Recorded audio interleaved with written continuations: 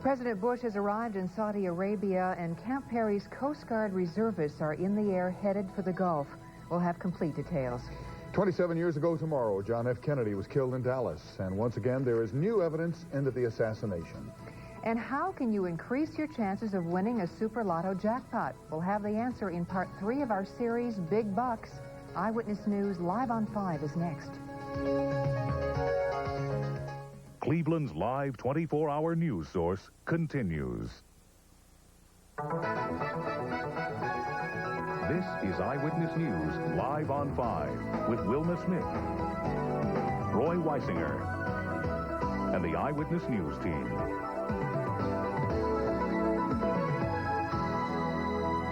Good evening. It's midnight in Saudi Arabia, the beginning of Thanksgiving Day in the desert. And the President of the United States is there with the thousands of U.S. soldiers who make up Operation Desert Shield. He's meeting with Saudi Arabia's king and with the exiled Emir of Kuwait. He says Iraq can't get out of Kuwait soon enough, and he is as committed as ever to see that happen. Bush brings a message with him to the men and women he expects to make it happen. I will be trying as best I can, right from the heart, to express my thanks to the young men and women that are serving over there. It is a time for prayer. It is a time when we all thank God for our blessings. And I will try through this visit, perhaps only symbolically, to tell every single man and woman over there that we thank them and we thank God for the blessings that we have, and that we are going to prevail. They're not there on a mission impossible. Now, as for Thanksgiving dinner, it is just hours away from being served. Thousands of pies are already being baked, and the Pentagon says the soldiers will eat about 100,000 pounds of turkey. President Bush traveled to the Middle East from Paris this morning after wrapping up the European Economic Summit. While there, Mr. Bush seems to have drummed up quite a bit of support for a UN resolution authorizing force in the Gulf. France's president said today that he thinks such a resolution could be adopted within 3 weeks. A large group of Ohioans will soon be joining the president and the soldiers in the Gulf region. They are Coast Guard Reserve Unit 302, one we've been following all week as they prepared for their deployment. And today, they shipped out.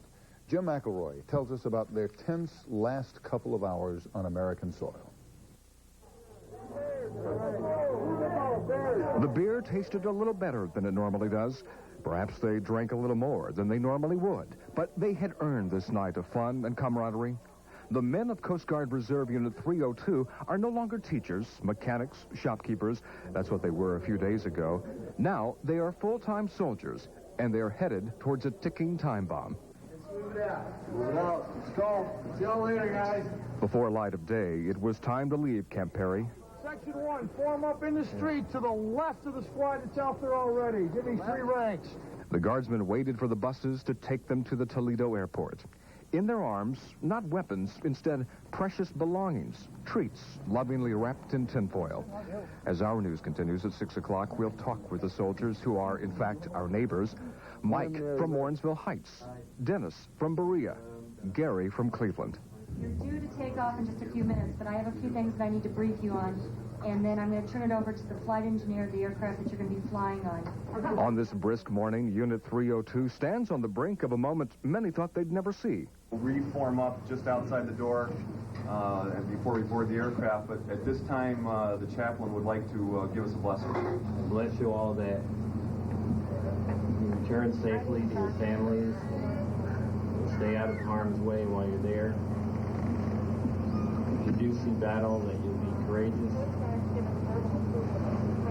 you'll be prepared for whatever may come. Unit 302 left this room quieter than when they came in. Boarding the enormous C-141 Starlifter, these Ohioans will soon be half a world away. We love you, Mom. Hi, Mom. I love you, Dad. Goodbye, Jim. Jim McElroy, Eyewitness News. By the way, our Bill Youngkin was on that plane that took the Coast Guard reservists to the Middle East, and he will be reporting on their deployment in the coming days. In the meantime, yet another Ohio Reserve unit has been activated, this time a hospital unit based in Canton. The 305th Medical Hospital Unit was put on alert last week. Today they were to show up in Canton or be considered AWOL. Rebecca Shaw was there early this morning when the troops arrived.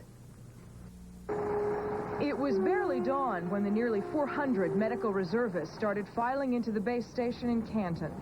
These are medical experts in fatigues, getting ready to leave their families, getting ready to leave holes in the hospital staffs throughout the state. Local hospitals will be affected since we're talking about doctors and nurses, technicians, and so forth. There will be people leaving private practices, hospitals, staffs. Good morning! By 8 o'clock, they were assembled and at attention. Weekend Army turned full-time Army. The name of the game is to complete this tour with everybody coming back sane and alive. They were